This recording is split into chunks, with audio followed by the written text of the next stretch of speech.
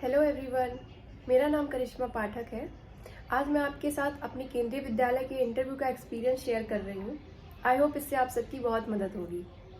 मेरा इंटरव्यू लखनऊ में अलीगंज सेक्टर जे में हुआ था और जब मैंने वहाँ पे एंट्री की स्कूल में, सुबह 7:30 बजे एंट्री हुई। उसके बाद में वहाँ पे बायोमेट्रिक के लिए लाइन लगी हुई थी। बायोमेट्रिक जब हो गई उसके बाद हम लोगों को एक रूम में ले जाया गया। रूम में ले जाने के बाद में वहाँ पे काफ़ी देर वेट किया हम लोगों ने। मतलब मेरा नंबर तो इंटरव्यू में सबसे लास्ट में था, लास्ट से 3rd नंबर पे मेरा इंटरव्यू था, तो मुझे तो बहुत वेट करना पड़ा। तो वहाँ पे काफ़ी देर वेट करने के बाद में जब मेरा नंबर आया डॉक्यूमेंट वेरिफिकेशन के लिए, उसके बाद में मैं डॉक्यूमेंट वेरिफिकेशन के लिए गई।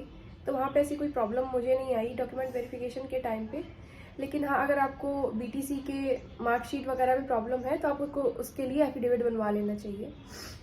अदरवाइज डॉक्यूमेंट वेरिफिकेशन में बहुत ज़्यादा कोई दिक्कत नहीं आएगी। उसके बाद में हमको एक वेटिंग रूम में ले जाया गया डॉक्यूमेंट वेरिफिकेशन होने के बाद। जब हम वेटिंग रूम में गए उसके बाद में हमारा नंबर आया शाम को 4 बजे, क्योंकि मेरा नंबर सबसे लास्ट में था तो लास्ट में मेरा नंबर आया शाम को 4 बजे। जब मैं फिर इंटरव्यू के लिए जब मैं एंटर की अंदर, तो फिर वहाँ पे मैंने उनसे मे आई कम इन सर पूछा। फिर मैं जब अंदर गई तो फिर उन्होंने मुझे बैठने के लिए बोला, प्लीज़ सिट। फिर मैं बैठ गई। उन्होंने वहाँ पे साइन वगैरह करवाए। साइन करवाने के बाद में उन्होंने मुझसे कहा, आप अपना परिचय दीजिए। उन्होंने मुझसे हिंदी में ही स्टार्ट किया कि आप अपना परिचय दीजिए, लेकिन मैंने इंग्लिश में अपना इंट्रोडक्शन दिया, क्योंकि मैंने इंग्लिश में ही अपना इंट्रोडक्शन देती हूँ, तो मैंने इंग्लिश में ही दे दिया अपना इंट्रोडक्शन। उसके बाद में उन्होंने मुझसे कहा कि आप ज़रा एनसीसी के बारे में बताइए, क्योंकि मैंने एनसीसी किया था। तो उन्होंने एनसीसी से रिलेटेड मुझसे क्वेश्चंस पूछे।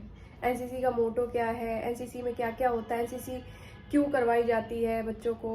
तो ये चीज़ें मुझसे काफ़ी सारे क्वेश्चंस पूछे, वो सब मैंने बताए। उसके बाद में वहाँ पे मैम बैठी थी, उन्होंने मुझसे पूछा, आप मॉर्निंग असेंबली के बारे में बताइए। तो मैंने उन्हें मॉर्निंग असेंबली के बारे में बताया। फिर उसके बाद सर ने कहा कि अच्छा, आप जो टॉपिक प्रिपेयर करके आए हैं वो टॉपिक प्रेजेंट करिए। फिर मैंने उन्हें जो टॉपिक अपना प्रिपेयर करके ले गई थी वो मैंने उन्हें बताया, प्रेजेंट करके डेमोस्ट्रेशन दिया।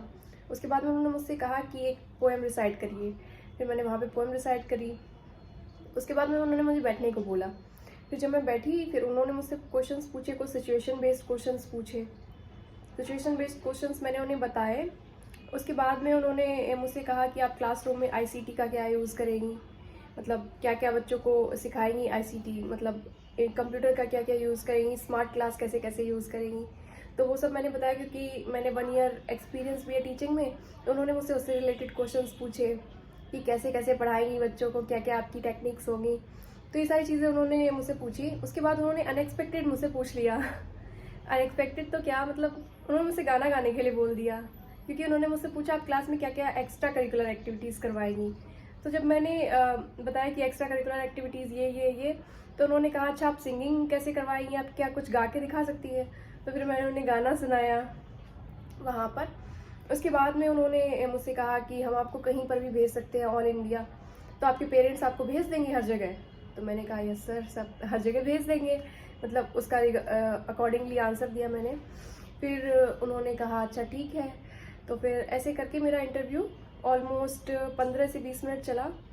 फिर मैं उन्हें थैंक यू करके बाहर आ गई। तो आई होप गाइज इसके लिए आपको काफ़ी मदद मिलेगी इस इंटरव्यू से। तो आप देख सकते हैं, वैसे उन्होंने मुझसे कोई फैक्ट वगैरह नहीं पूछे, वो उनके मूड पे डिपेंड करता है वो किस तरह के क्वेश्चंस पूछते हैं। तो इसमें आप टेंशन लेने की कोई ज़रूरत नहीं है, वो आपको बहुत बहुत ही अच्छा फील करवाते हैं, आपको बिल्कुल भी डरने की ज़रूरत नहीं है। आई होप इससे आपको काफ़ी मदद मिलेगी and all the best. Thank you.